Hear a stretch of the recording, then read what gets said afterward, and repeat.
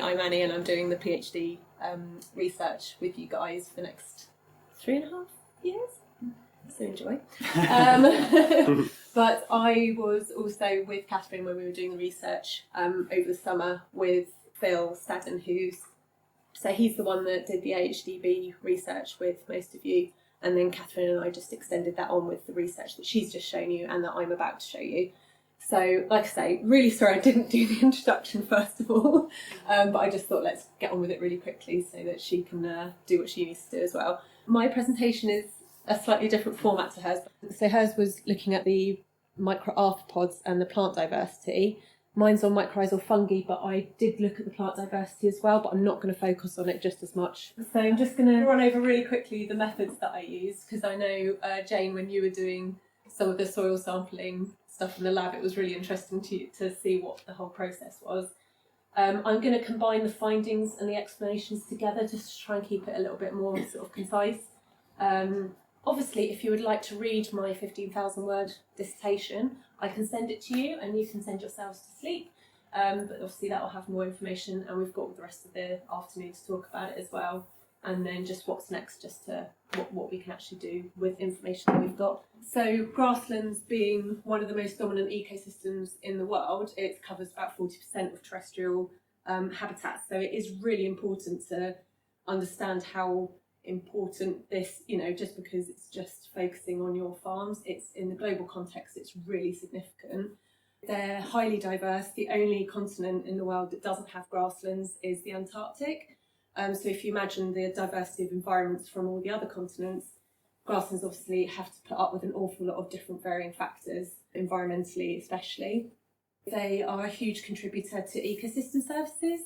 So I've just named a few there, so nitrogen cycling, habitat provisioning, carbon sequestration obviously, water and air purification, soil formation, and obviously actually forage for our livestock, whether that's direct grazing or for haymaking and things. But a massive issue with grasslands is that we don't actually have a proper solid definition of them. So they come in three main forms, which are natural grasslands, semi-natural grasslands, and improved grasslands.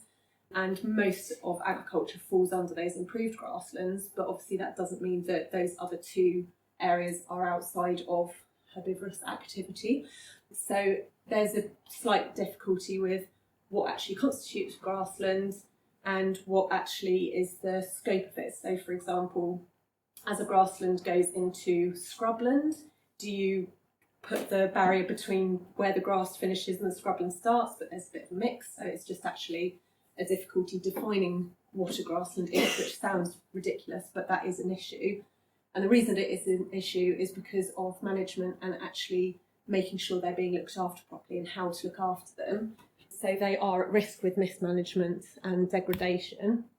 So one of the biggest risks of that degradation is because of their big use for agriculture. So 70% of global grasslands are used for agriculture. That's within those three types that I've just explained, and about 90% of UK grasslands are classified as degraded, so that's the sort of scope of the issue that we're sort of dealing with here.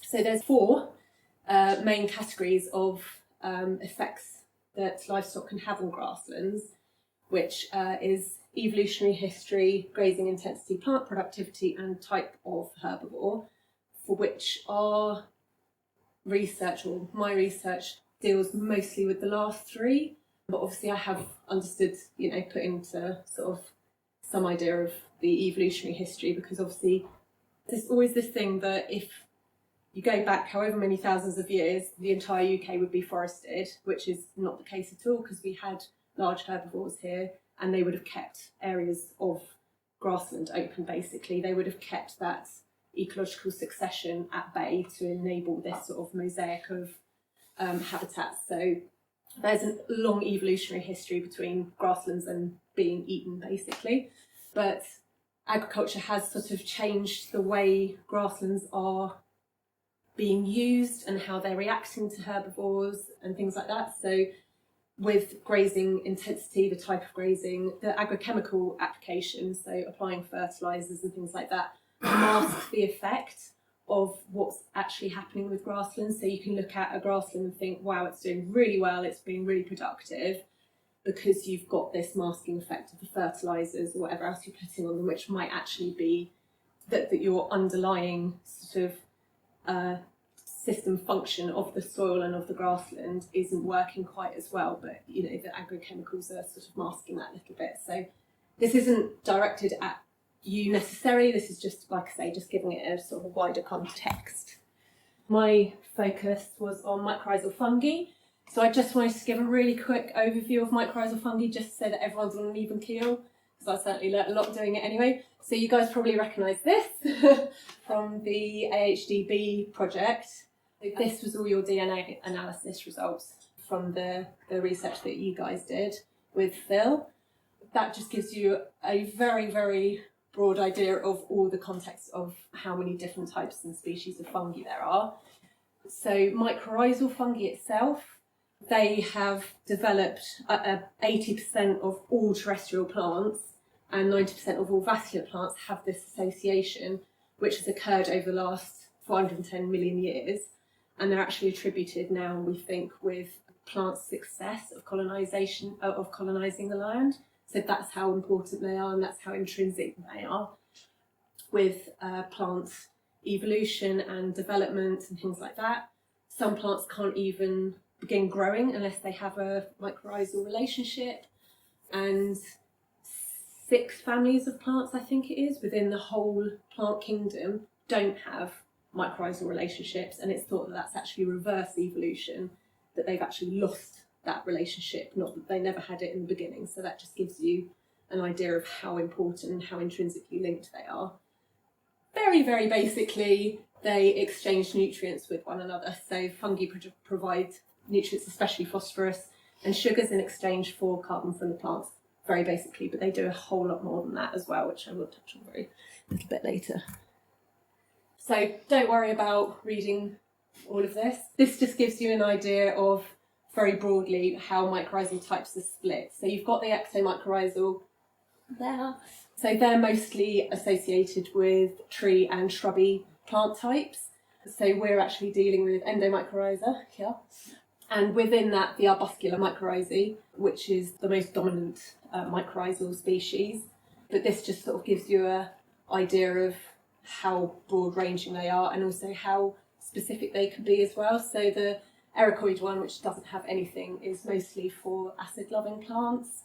And the orchid one is the one that I was saying, like, some species literally cannot survive without their mycorrhizal associates. Also down here with the taxon groups, if we go back to that AHDB thing, so this is your fungi, and this is going all the way back, and that is Abuscular mycorrhizal fungi, this tiny little one here.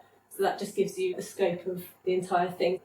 Other mycorrhizal fungi fall within these categories as well, but AMF, Abuscular mycorrhizal fungi, that we're looking at is just in that one little bit. So this is a beautiful picture that I did not draw myself, showing what exactly a mycorrhizal fungi is doing. So you've got these external hyphae on the outside, which basically extend out into the soil structure a significant amount more than the plant root hairs can. So this is the plant root hair here, which is basically monstrous compared to the size of a hyphae. So therefore they can't penetrate the soil as much as the hyphae can, and they can't actually extend out as far either. So the idea is the external hyphae can sort of scout out a lot further into the soil than the roots can by themselves. They then form these relationships. So as they make contact with the root epidermis, it's called an apressorium, which actually sort of punctures down into the root cells, and they sort of go in between root cells, and then within the cell itself, they form these arbuscules, which arbus comes with tree because they look like a tree, which interestingly, they actually don't go inside the cell wall. They go inside the cell wall, but not within the plasma. So they sort of have this little bubble within the cell. And then, don't worry too much, but there are just 2 different types. There's arum, which is the tree-like one, and Powys, which is like the coily one. So I was looking at the arum ones. And then you have the vesicles here, which are little storage structures. So they look like little balloons, but they're storage structures. And then not shown on here, although this is the structure that holds them, is the spores, which again I also looked at. Hyphae arbuscules, vesicles and spores is basically the things that I was looking at. So Abuscular mycorrhizal fungi is the only one that produces the vesicles, whereas all the other ones don't tend to. Okay, so just tell you what it was that we were doing. And so, like she said, 22 fields, 11 farms, 3 visits, and 198 soil samples. So that's actually 396 holes in your fields because that covered the both of us. So the treatments that I was looking at, so the influencing factors were season, plant diversity, which I will touch on, livestock type, whether the fields were being actively grazed or not, which again I'll go into more detail later, the application of lime, gradient and farm differences. And then, as I said, the things that I was actually looking at were arbuscules, vesicles, spores and hyphae. And then again, as Catherine did as well, looking at moisture content and root diversity, which I'll just touch on briefly. So the moisture content, first of all, is just this slide because it was very straightforward results. So basically it was just defrosting the samples, weighing them, baking them and weighing them again and seeing how much moisture was lost essentially. And quite unsurprisingly, the only factor that was affecting moisture content was the season. So you had a higher moisture content in the spring sample than you did in the late summer sample. So that was quite a straightforward result there.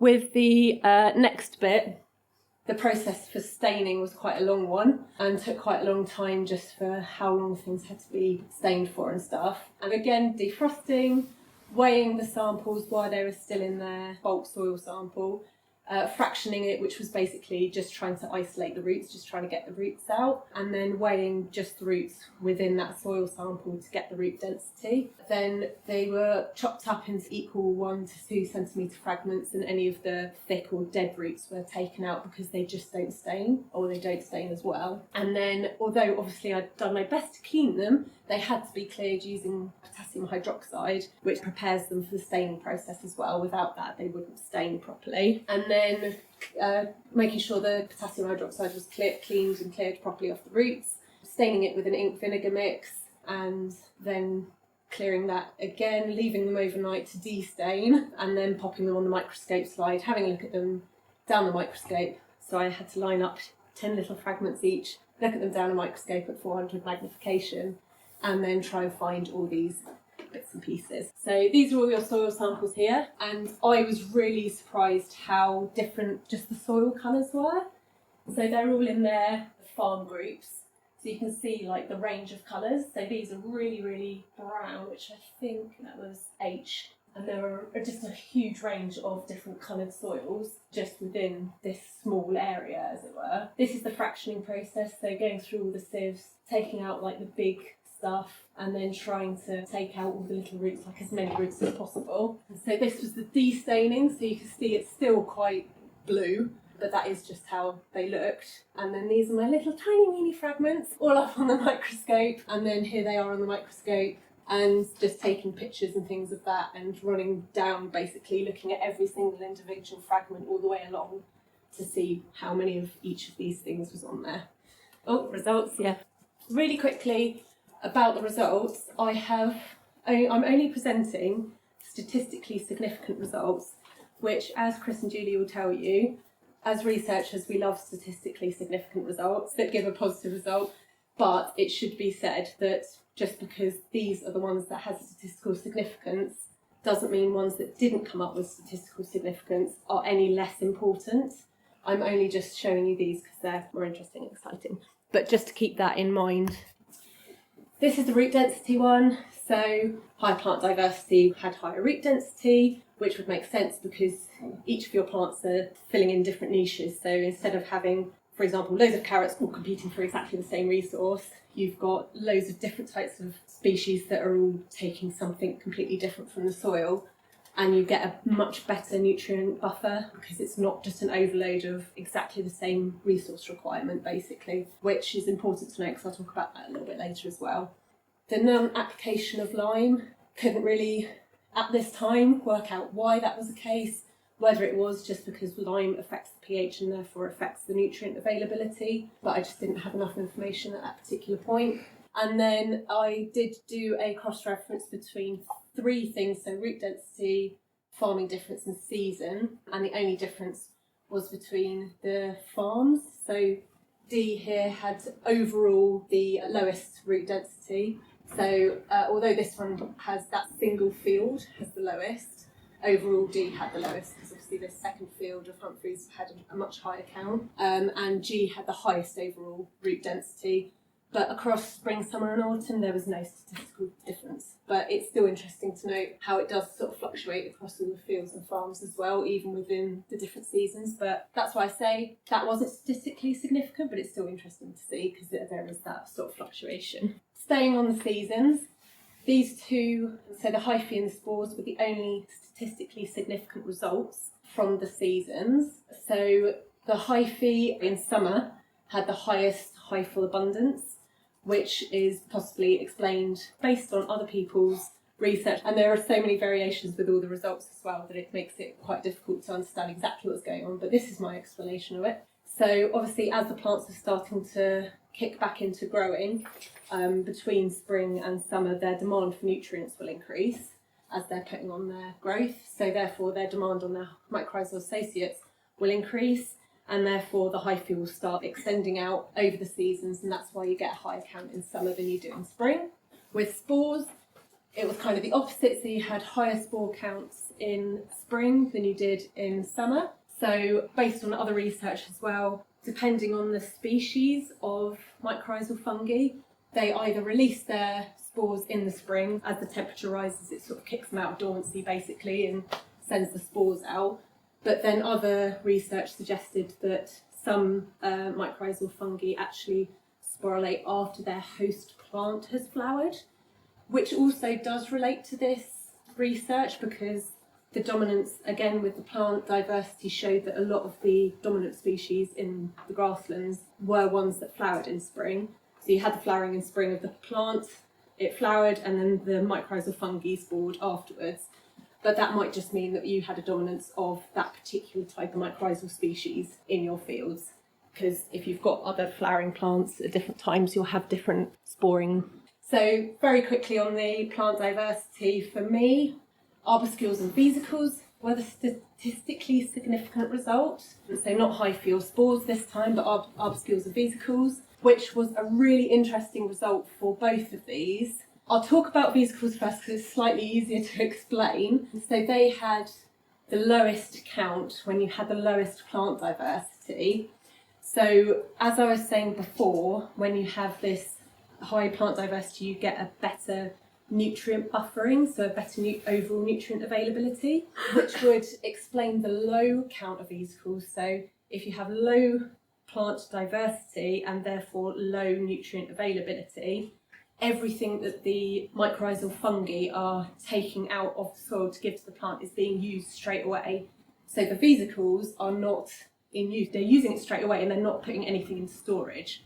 So that would explain why low vesicle counts were found with low plant diversity, but not necessarily the other two results. Keep that in mind, we don't know quite why, or I don't know quite why that is yet. And then moving on to the arbuscules, even more of a weird result, that the lowest counts of arbuscules were found in the highest plant diversity. So again, it could be high plant diversity and high nutrient availability meant that the plant roots themselves could find enough nutrients to mean that they weren't depending on the mycorrhizal associates. Could be, but based on other results that I got, again, it's slightly difficult to actually determine why. So those two results were probably the most difficult to explain for me. So if you have your own theories, let me know. So the next one is the livestock type, which was the really fun, interesting one that I liked actually.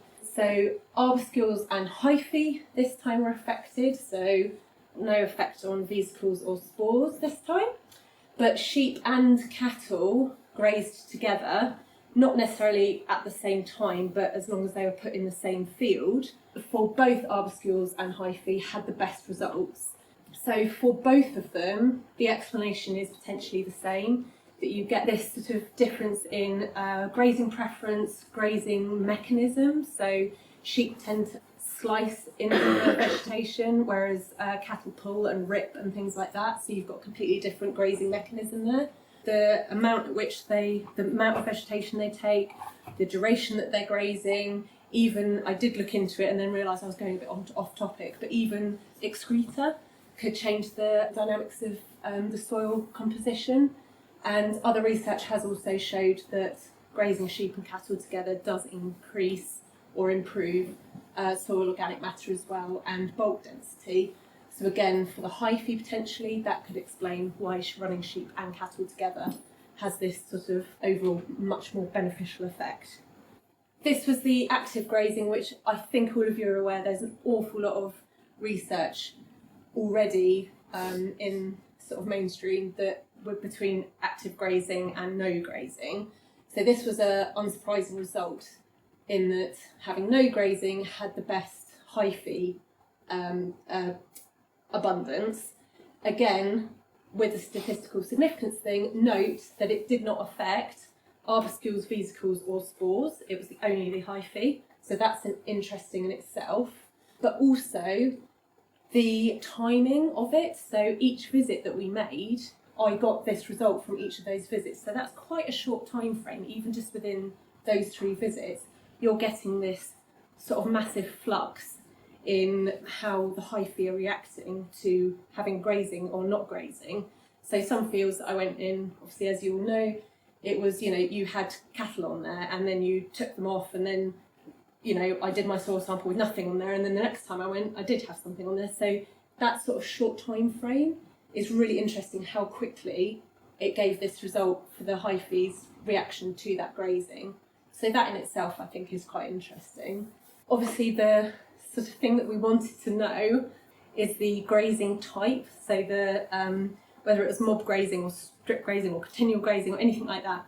But unfortunately, because you each do ever so slightly different things, the way that the stats program runs, you have to have balanced data. So you have to have enough data points in order to get an even data set to run the analysis, which we just didn't have. So unfortunately, I couldn't run anything to do with the type of grazing management that you did. But again, that's something that we can sort of look into for the PhD. Liming is next. Again, the only thing that it seemed to affect was vesicle abundance. So again, not anything else of the AMF, just vesicles. So this was more to do, I think, with storage, so nutrient storage. So obviously, again, as you change the pH with application of lime, you change the different nutrient availability. And because phosphorus is the main thing that AMF provide a plant, along with a lot of other things, and phosphorus, it's almost unavailable at very acidic pH levels and becomes much more available as you go into the more alkaline levels.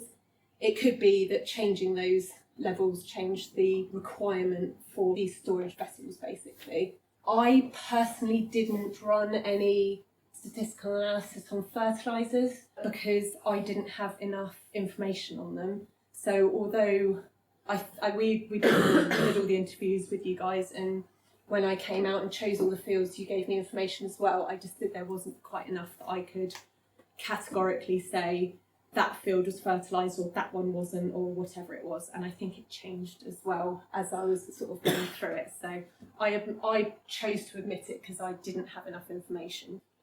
And then probably what you're all interested in is differences in farms. So this is all your farm codes here. And with this one, the only thing that didn't have statistical significance across the farms were the spores. So you all seem to have the same amount, well, not the same amount of spores, but there was no statistical significance between them. Arbuscules, which are the blue ones here. So this blue one along here. The most significant difference was between E, which is Jake, which is here. So looking at this tiny little blue line here, and B, which is Dundee, G, which is Hal here, and J, which is Roddy, and he's not here because he would be really pleased with this. So you all had the highest counts, statistically highest counts of arbuscules compared to Jake. Hyphae, again Dundee, so the hyphae is the yellow. Dundee and Will had the highest, D here, had the highest hyphae abundance. And then C, Rich, Sam and Humphrey had all similar counts of hyphae. So you weren't the lowest, you all just had the most similar amounts. And then vesicle abundance, again, Dundee, you're a winner, and Will, you're also a winner. You had the highest vesicle counts, which is this top dark blue one. So you had the highest ones, and again, Jake, Hal, Humphrey, Roddy and Neil all had very similar levels. So again, not the lowest, but you all had very similar levels. Again, overall counts, you can see how much they fluctuate as well, although there was no statistical significance across the whole thing, like all combined together. So these are my microscope pictures. So if you compare this to the lovely, simple, clear diagram that I showed you before, it took quite a while for me to realise what I was actually looking at. So the yellow arrows are hyphae, so they're the most easy thing to see, these little hairline things that are going through here. Thicker ones here, little coils here, and then these are external hyphae that were just sort of on the plate coming out of the source. They're the external ones, but you can see where there's sort of like a smushing, this one here, I believe that is the startings of an aprosorium, so where the hyphae have made connection with the epidermis of the root tip. That's how they're sort of puncturing into the root. But the black line is also a arbuscule formation, so that's the startings of an arbuscule. So this was probably the clearest ones of arbuscules. I was expecting this beautiful little tree appear in the microscope, but actually it's these sort of, they look like pieces of dirt, but they're not, I promise. Vesicles are in dark green, so like I said, these are sort of, they look like little blooms. They sort of vary in size, but those are the storage vessels. And then the spores are these things here. So this was taken from one of the spring samples, so you can see how many there are. And then in this picture are sort of collections of the spores as well, and that's quite a nice one of the arbuscule as well. Like I say, I thought they looked like brains more than trees. Takeaways for this. My main takeaway from this, I put all of my findings into this table to see if there was one sort of overriding thing that seemed to stand out for having the best counts of all the different AMF constituent parts. And when I did it, I realised, so I put all your farms in order of overall mycorrhizal counts, so that's all of the hyphae, the arbuscules, vesicles and spores together. There we go, Dundee, you're at the top. And I then put in all the other treatments that I'd done, and the only thing that consistently had the highest counts on all the top rating mycorrhizal counts was cattle and sheep. So you can see with highest diversity, it ranges. So this one down here had one of the highest diversities, but one of the lowest overall mycorrhizal occurrences. Again, no active grazing, it just varies. So you've got a 6 out of 6 here, and up the top, again, no rhyme or reason for that necessarily. Lime applied, again, you've got 2 down here that applied lime, but all the ones at the top also applied lime. The only thing was cattle and sheep. So I kind of took from that cattle and sheep are quite an influencing factor in this. But like I say, you take what you want from it. Liming, it has so many benefits, obviously, as you guys are aware, but it's just sort of having that second guess of it affects vesicle abundance, but it does also affect the root density as well. So just having that in the back of your mind when you're considering application. And then the third thing is combining it with the AHDB result. I compared just visually side by side because I didn't actually have the raw data, so I couldn't do a proper analysis on it. But the farm abundance of fungi, so the DNA results, and the carbon count across all your farms as well. Visually, I couldn't see any correlation between, again, the overall mycorrhizal counts and those counts of highest fungal DNA counts and highest carbon counts. There didn't seem to be any correlation between them. But like I said, I didn't have the raw data, so I can't give you a solid answer on that, but just visually it didn't look the same. And then overall, more research. So although there's research done on arbuscules or vesicles or hyphae, there's also a lot of research done on spores, because spores are one of the things that you can use to identify different species of AM fungi. There isn't really one that does all of it together as I've just done, so actually picking apart different pieces of research to try and explain all these results was quite difficult. So that was quite an interesting thing. And again, as with all research, the more research you do, the more you realise you need to do. So that's for this afternoon. Oh, that's everything. Yes. So, any questions on my babbling ramblings?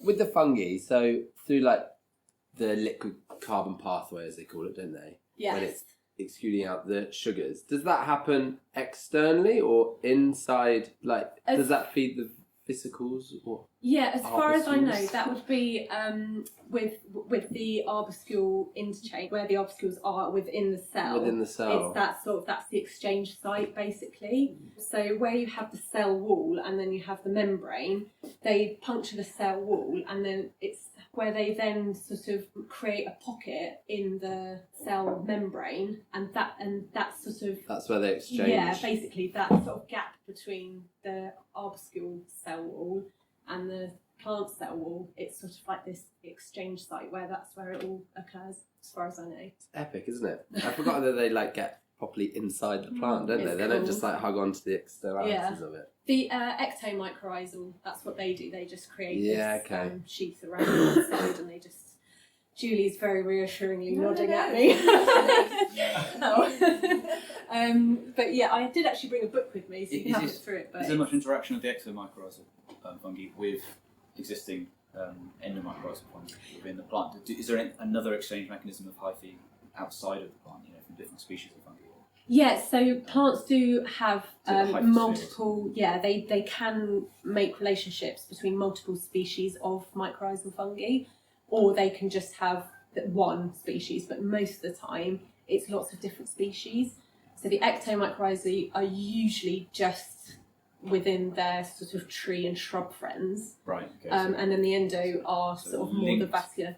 But they can cross over, but it is mostly either it's ectomycorrhizae or it's endomycorrhizae. But within those two groups, there is a plethora of species as well that can all form relationships within the same plant. Just wondering how far the reach of, say, an individual plant's hyphae, or the fungi or fungal hyphae, sort of, in terms of nutrient extraction from the soil, how far that is from the actual root. As far as I know, it is huge, and there is. I don't know if you've heard of Suzanne Simard. She did Finding the Mother Tree, and she did research on how far out these hyphae extend and how they relate to one another, because it's called the Wood Wide Web. So all the fungi actually interlink with one another. So one hyphae comes out from a plant root and then goes and connects, exactly the same fungi connects with another plant or tree or whatever it is. So is that literally like a link between the two? It's not two different fungi that sort of meet. It can be one exactly the same thing. And she's also found that they have altruistic tendencies. So because it's called Finding the Mother Tree, a parent plant, when their offspring start shooting, they will give them some of their mycorrhizae, and they will have stronger connections between the parent plant and the offspring plant than they would between a parent plant and an unrelated plant. So although the connections are still there, it's stronger, which, if you think about it, is really cool and quite... Scots pine is really good at that, aren't they? Yes, yeah, she did hers on Scots pine. She did her And then research it changes when the young trees start becoming dominant, and they start looking after the granny trees. Oh, no nursing homes then. It's Analogy really for life, cute. isn't it? Yeah, it's nursing homes maybe. Yeah, it's amazing. Some It's really trees are fascinating. better living in solitude than others, aren't they? And like oak trees are really good at living by themselves, but they're still often connected to another oak tree, even though it's nowhere near an oak tree. It's still connected to an oak tree at some stage.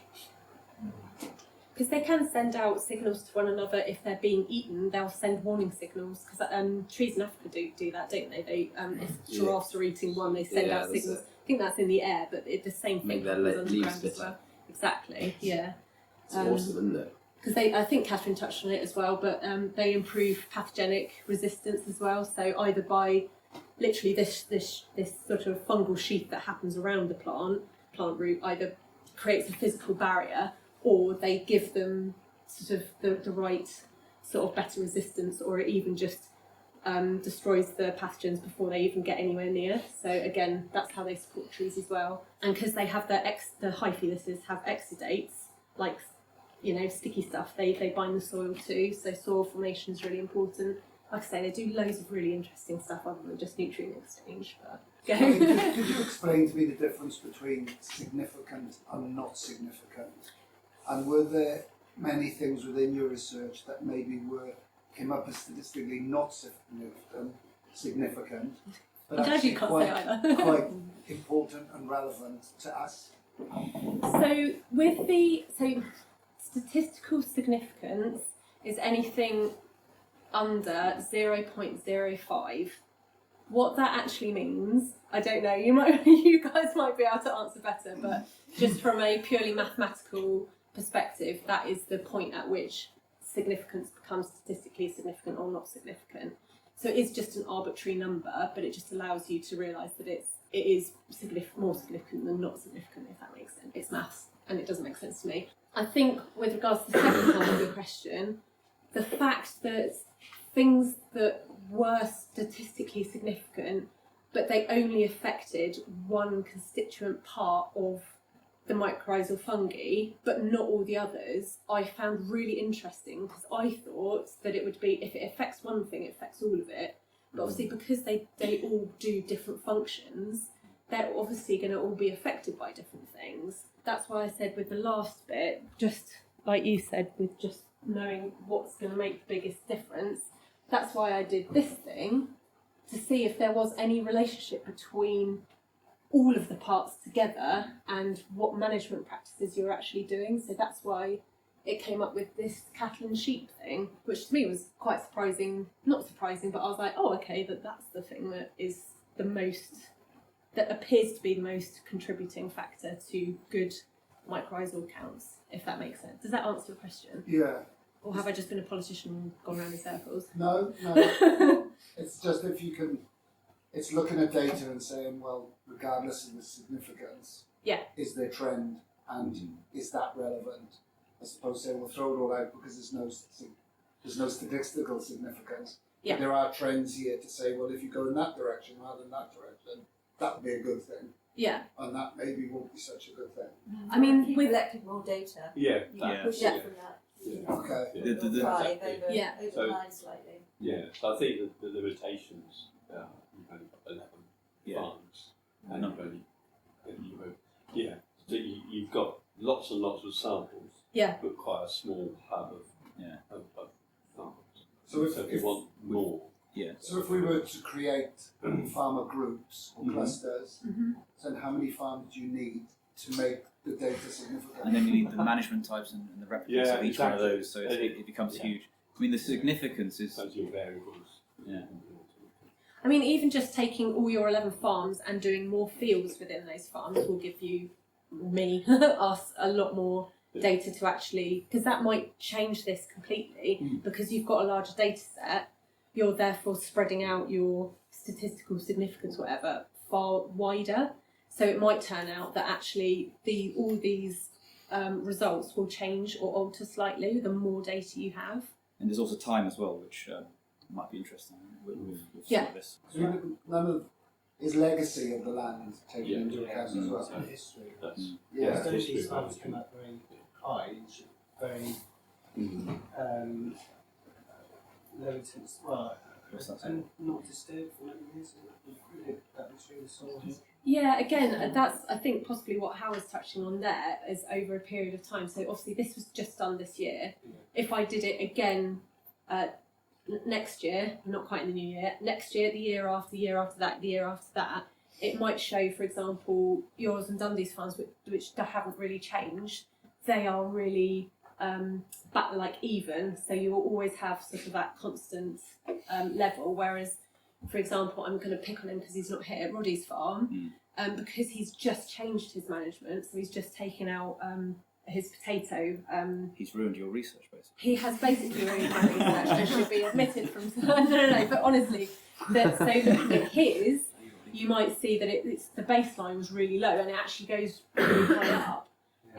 So that's why I was saying with the active grazing or non-active grazing, that really, even just within those 3 temporal periods that we took the samples, you had that enormous amount of change that ended up being statistically significant. So even just that short period of time made a massive difference. So doing it over years, you might realise, you might have an even balance of what's going on, whereas somebody else's might change quite a lot. So again, that's that. Just having one isolated sort of data point is quite difficult to then extrapolate into the future, if that makes sense. So what do you call non-active grazing? What when we took the samples, if there was nothing in there, okay. yeah, At that time. yes, yeah. What month did you take the samples? Very end of June? March. One of them was late June or early July or middle of July. It was definitely within sort of like. It was almost 2 months between. Yeah. There's a bigger gap in the first. Yeah. In the first one. So. I don't have my calendar with me because I had it all written down on there, but yeah, there was about 2 months in between all of them. I've probably got it on here actually. Because I mean, recognise also that it's been like a record, 40, 50 year drought or whatever, and a lot of. Our last After. data set was just before we had that really bad. It was just starting to get really hot, but it was after really bad bout. Yeah. Yeah. I wonder whether that had an effect on sporing and. With the oh my gosh, I can't remember which one it was. Yeah. It was seasons. It did say that this was just overall mycorrhizal colonisation in a previous study was higher with dry periods than wet periods, possibly because the plant on its own will struggle to find nutrients, whereas the hyphae, because they have this ability to extend out so much further into the soil, the plants are therefore more dependent on them in drought conditions. Yeah, that's interesting. So even if we'd have come back a week later when you had all that drought, they do react, as we can see. They do react relatively quickly. It could be that you see a massive increase. So we never lost any grass over the drought at all. In fact, one of our fields was greener for it, which is really interesting to hear about density. Do you have to? Is there any significance, not in statistics, but in say the normalised data, so the root density versus abundance of each of those vesicles in hyphae? So for per amount of root density, if you're not. So you have a comparison between farms, would that show difference, or was that even important? With the what? If there was a so per farm, per 100 grams of root, for example, as opposed to where did I put it on? Was the root density per on sample.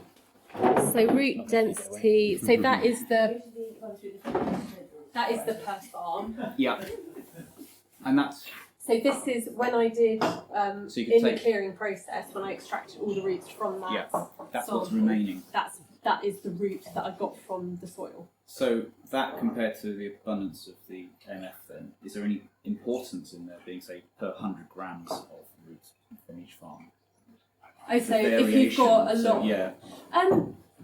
I didn't do that, but in my mind, if you've got more roots in your sample, you're going to have more potential for AMF to be there, aren't you? Yeah. If that, I didn't do that, but in my mind, I could be surprised, and that's actually not the case at all. But in my mind, that would be. And they're farm averages, those. Yes. Yeah. Yeah. Because if you look at me there, H2, I'm way down. But just for this one, that's why I said you're just for field 2, which is your. So not the really slopey one that we did. Yeah. The one in between that one and the one by the road. Yeah. That's 2. Yeah. As far as I remember. So that one had low root density, but you had just seeded that. Yeah, that's that has been arable for a long time, so that's. But then I want it to be as bad as possible. In 3 years. That's a risky game. I want the lowest baseline possible. Your carbon's blame it on my father-in-law. And then... But your second field, I think that one you had only just seeded, but the year before. Yeah. So that one had a much higher count, which is why overall you weren't the lowest. D was, and who was D? Can't remember now. D is it? Will. Is it Will? Yeah, I think Will's D. Come down and. Yeah, Will. Which he's gone, so we can be rude. Yeah. Get that together. But then if you look at it, so the root, going back to what you were just saying, your root density really low in field 2, but much higher in 3. But if you look at your overall mycorrhizae, I know that it's not quite the same, but it's not through the roof, it's not the lowest. So if you like. You could have been the second lowest on root density overall. But you weren't the second lowest on overall mycorrhizae. I mean, the reason I was asking is that is there a maximum point of, is there a saturation point of competition high feed? I don't know. I can't. Because of course, I mean, is that maximum point the available nutrient level? It must be. There's always going to be a sort of limit, isn't there? So just really. But as you said earlier, because they've tracked it exchanging nutrients from I'm sure in the rainforest they've done several miles or kilometres or something crazy. Well, actually, it's not just what's below that field, is it? It could be bringing nutrients from neighbouring woodland or whatever. Yeah, definitely. So Annie, you and Hal, right? You've been invited to the Senate in Cardiff, right, to present your findings to the chief policymakers in Welsh Government, right? Mm-hmm. We've got 2 minutes, because that's all you get. Give them the 2 minutes. What's your 3 headline messages to the policymakers? Don't put me on the spot or anything. More research, more funding, more research. They'll say, no, you've had your research, tell us what the messages are. I just based on my own, what I took from this research, like I say, I know I keep focusing on it, but having that really strong correlation between using multiple livestock on the same field, I found that the most interesting thing, because there's an awful lot of interest in going back to mixed farming methods, and that seems to indicate that is providing a really good soil AMF count, basically. And from that, you can't directly, you can't always assume it, but you can look at AMF and look at it to represent how healthy your soil is, because it has such an effect on soil health. You could look at that and say, if you've got really good AMF count, you do have a much healthier soil. So therefore, by running a mixed farm, you are, and with the soil plant diversity counts as well, by running a mixed farm, by continually sort of mixing up a bit and making sure you're not becoming stagnant, it can have a much greater effect, because even in the natural world, not that there is much left of it anymore, but you're not going to have the same thing happening over and over again. It's always changing, even if it's just season by season or year by year, or different animals coming and eating, or whatever it is. It's continually changing. Yet our farms, we always try and keep them in a certain a static state, which is so unnatural, and that's why we're having all these problems. So even just by using that one result can sort of quite obviously signify that having those changes and having that sort of kind of eclectic mix of things that are going on, not massively tearing it up every year or whatever it is you want to do with it, but just having an ebb and flow of things does are we including conventional arable crops in that mix? Or this didn't take in anything to do with arable mix, but I know that mixed farming does introduce that, obviously, that's the whole point of it. But again, that's why I say with sort of ripping it up every 5 to 8 years or something, whether that has a detrimental effect or not, I have no idea. I've not gone down that avenue yet. But Catherine's research suggests it does. It would. It would sort of say that because you are disturbing the soil to quite a significant degree. It's not like hooves trampling, because obviously they create a little niche for a seed to go in or something, and that's a really good thing, as opposed to tearing up the entire soil structure. And everything in it sort of going, I'm dying type thing. Still have an a hay meadow if you ploughed it. Not as far as I know. But it's all within reason, because obviously we have to have arable, we've got to eat, so it's all within reason, but it's just understanding how complex it all is. I mean, it's interesting, Farm G, because Phil's sort of bold statement in the presentation that he made, there are no areas of land more devoid of biodiversity of bacteria and fungi than deserts, other than arable fields, long-term arable fields, which you're saying it's 10 years, that field. It's that's really shocking to see that, but at the same time there's a lot of potential for it to but just a question on the optimum diversity, optimum AMF. You had a slide in there showing low plant diversity and the effect of high plant diversity, but in both cases there was the middle ground. Does that suggest that there is actually, through competitive reasons or other, is there a middle ground that we can all achieve? Is it this one? Yeah. I mean, and I also would say another that point, in front of it. it's amazing how small the range your whiskers there are on most of the sides. That's incredible.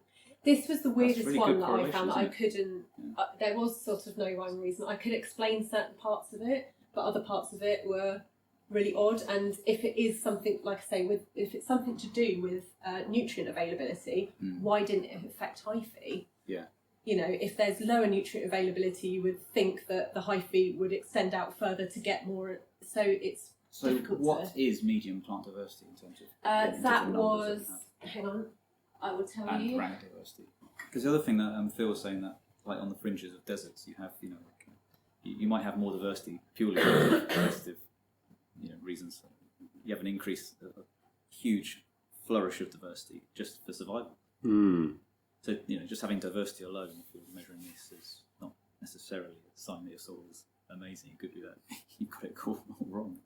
Yeah. So obviously what we determined as low, medium, and high is completely arbitrary based on what our results were. It's not necessarily arbitrary, but it has a significance in terms of the graph.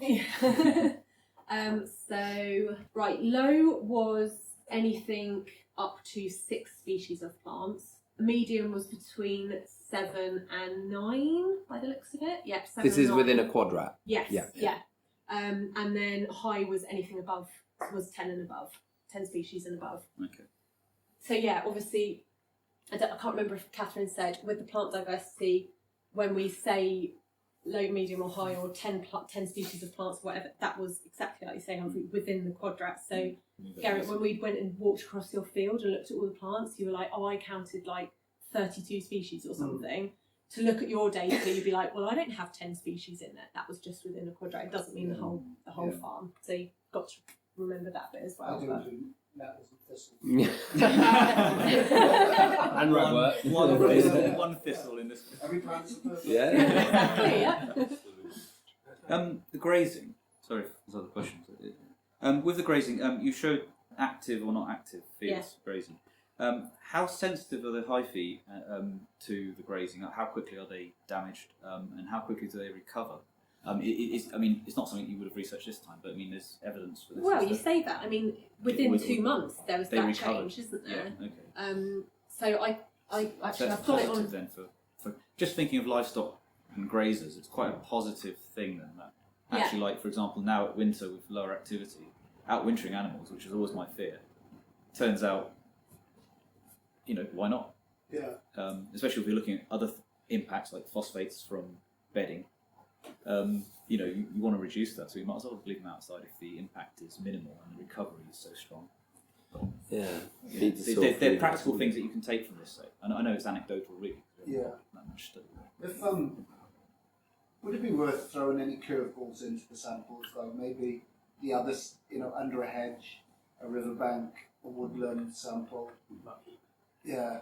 Just to see, I would strive to if my fields were as healthy as under the hedge, I'd be really happy because I don't farm under the hedge and I've never been there. I think specifically for AMF, it wouldn't. I don't know how comparable it would be because you've got completely different plant host species in there. So again, going back to that sort of, you'll have a dominance of exomycorrhizae versus endomycorrhizae, which therefore can you actually compare those two because they might have completely different colonisation habits. It is, as far as I understand, by comparing two unrelated types of soil, I don't know how useful that actually is because that's like saying I'm going to compare a grazed field with a house lawn.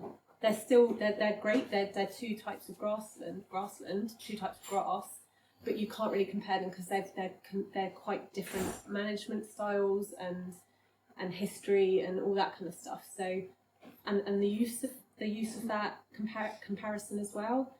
I don't know. It's a very very good valid point. But I don't know how much you could compare them by saying, because if you found probably quite rightly that under your hedge you would have really really good healthy soil, what's that going to mean to you? You can't just turn your entire field into hedgerow because you can't replicate what's happening under the hedge into your field, so it's gives not you an really actual marker, doesn't it? But a marker for what? For striving to be as good as that over time. But you can't replicate what's happening under a hedge in your field.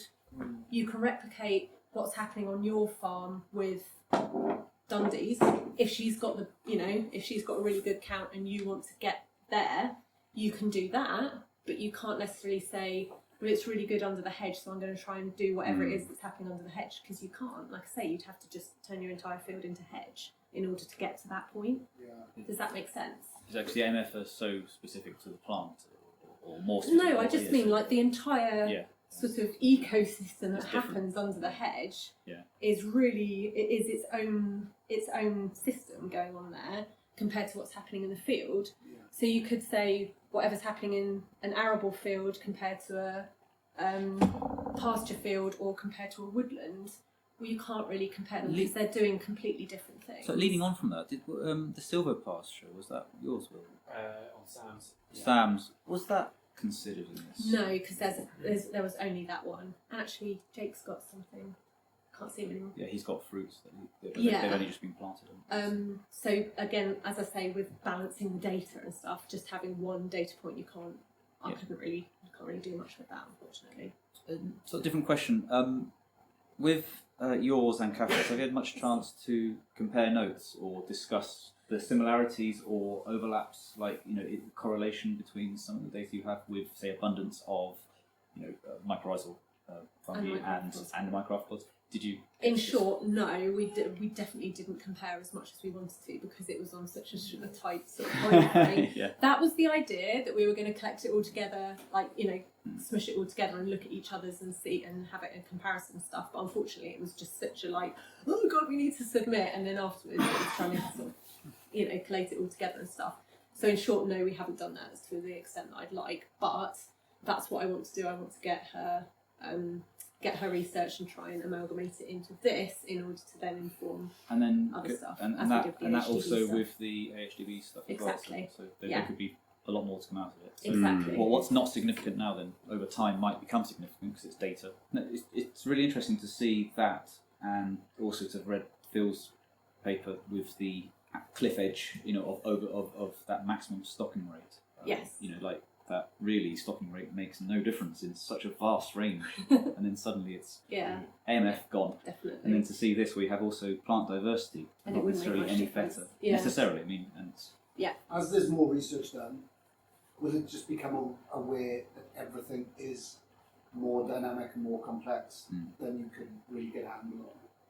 But are there fundamentals you can tease out to say, well, that's a better direction than that? Because that's the important bit, isn't it? Is to say, well, if it is root biomass, if it is synthetics, if it is plant diversity, I suppose it's finding that balance, isn't it, of what is a good direction to carry on with, and ignore all other distraction, and regardless of maybe what the randomness of the data is showing. Yeah. Does that make sense? It does. I think it makes sense if I understand what you're saying. Like, the more data you can collect, the more generalisations you can make, because you're getting a much bigger picture of what's going on. So instead of just focusing on these 11 farms and going, well, that's what happens everywhere, the more places that you can get information from, the more you can generalise it, because it's a bigger data set. And also, I think the more data you can get, the more generalisations you can make, but then the higher risk that you can tend to focus on the one thing that does correlate with everyone. So, for example, the fact that I've now mentioned cattle and sheep are really good. If you all go out and everyone must have cattle and sheep and deer and goats and pigs and horses and stuff like that, and that's the only thing you focus on, potentially to the detriment of other things that might then, as you're doing all of this stuff, this then becomes a problem. So then when we next go and do some research, we're like, by the way, this is a real big problem, and you're like, oh right, okay, now I've got to focus on this and that. So it's just having an understanding that it's so complex, and if you just focus on one thing, you can end up missing other bits that are going on. So there's an argument then for professionally separating farming practice, if you're monitoring it, and then having academics monitor your farming practice without intervention, because we can get on and just do what we feel is right. And then over that longitudinal study, in time, you can there'll be more correlation. As a farmer, I'm always listening to what's going on around me, and so now from today, you're talking about how diversity will increase as you're taking the nutrient away. But then I'm thinking, well, if you're growing 3 tonne of dry matter per year as opposed to There's no absolute maybe values. 12 to 16 on a more intensive system, my ability to photosynthesize might drop, which would mean, do you know what I mean? So I'm trying to balance out all these things in my head. Where should you be to balance everything, which is ecological, financial, and social, all of this? Yes. Now, should I be striving to grow a huge solar panel, would that mean then that you've got a much more active, it's a much more dynamic soil food web? Or should you be looking at a much lower level of production? The thing is, though, is that you've got to work out for yourself what your baseline is.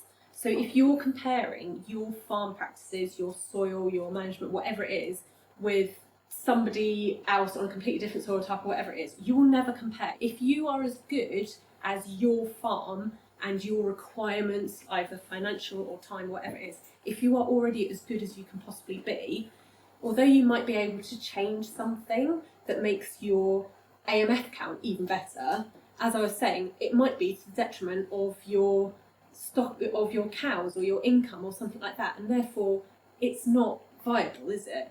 So in your mind, you've got to know what your limit is.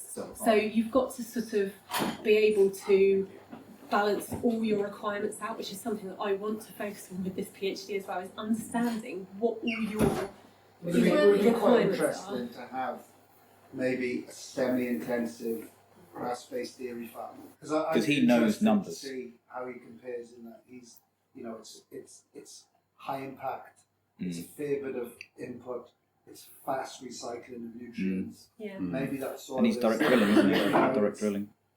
Yeah, I'd So be the- interested to see that. The trouble is, the ideal thing for any soil health or anything like that is for us to do absolutely nothing to it, to let it do whatever it is that it needs to do. We've got to eat, as a society, we've got to produce food.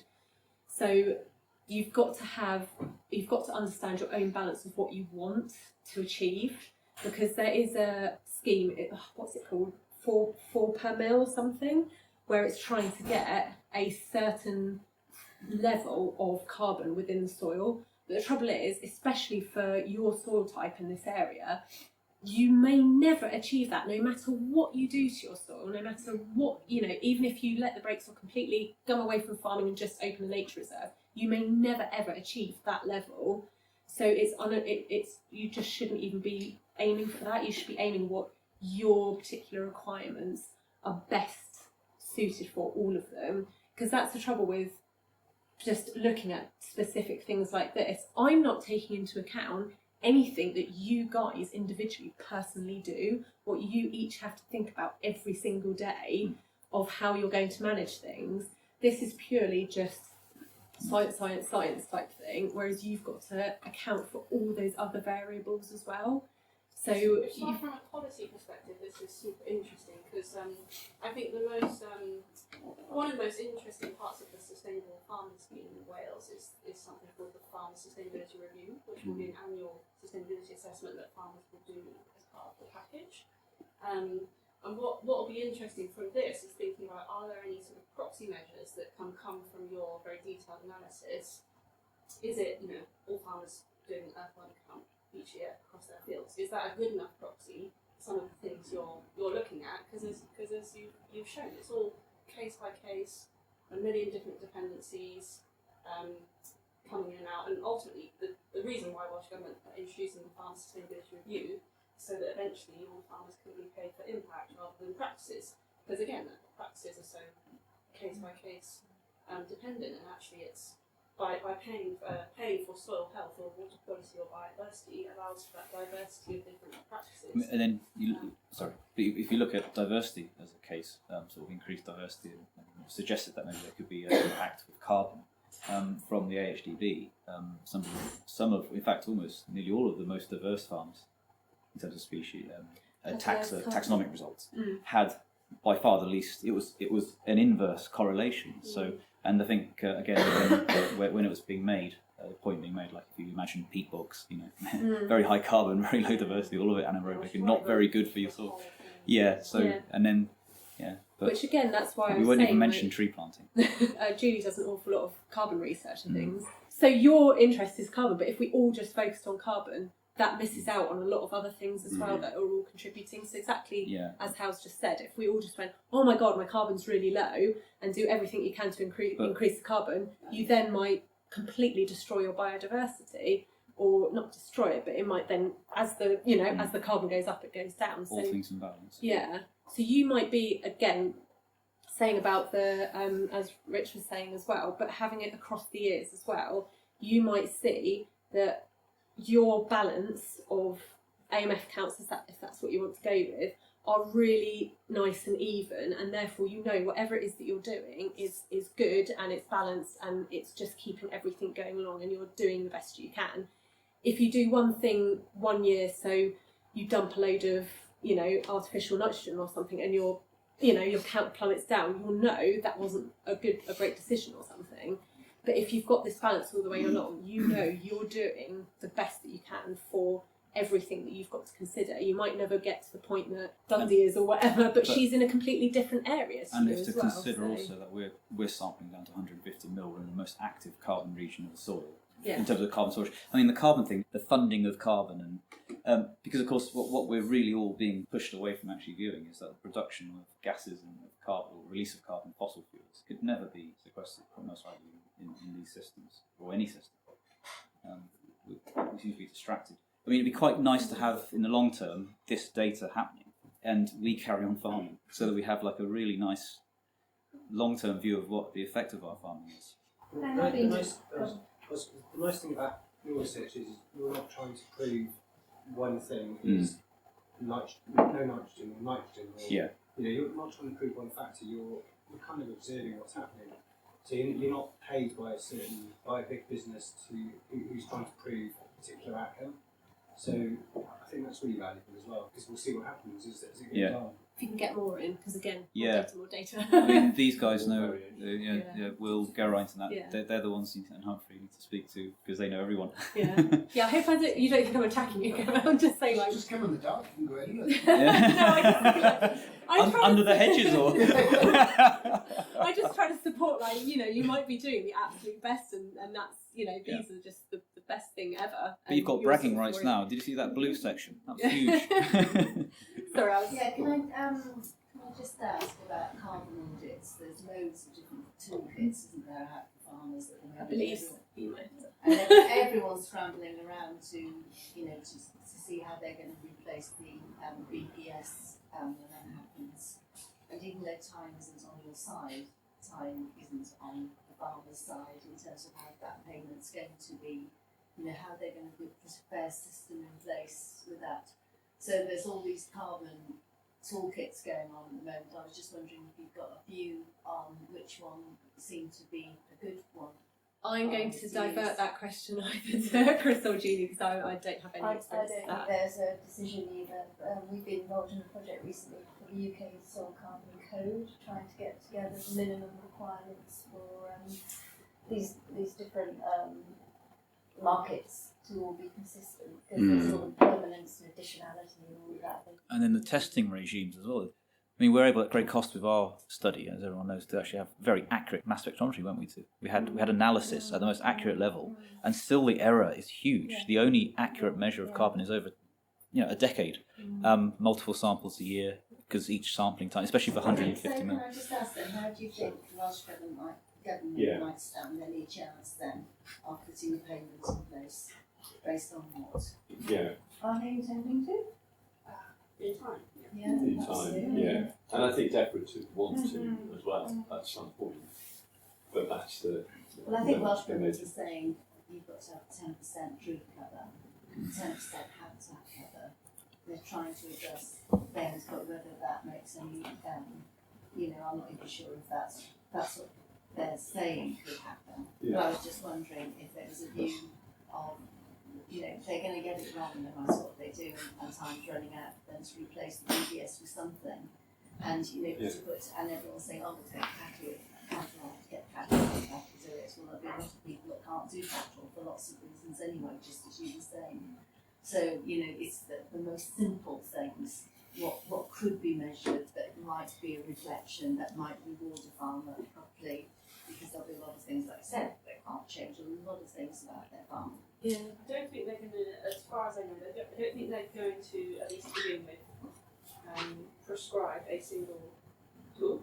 I think as long as you're using the same one each year, you're likely to benchmark yourself against yourself. So, Cool Farm Tool, Farmer Toolkit, and AgriCalc, I think those three will be in the mix basically. But as long as you're using the same one. I think that's the idea of the sort of farm carbon code, is you have a protocol, and it reads out the stronger ones from the weaker. Like I said, you can only compare yourself with what's happened between one year and the next, and then that builds up. But I've looked at a few of the farm carbon toolkit calculators, and they're all quite variable into how the results come out. But for us, I looked at them because we have 40 hectares of woodland. I could probably stick 1,000 dairy cows.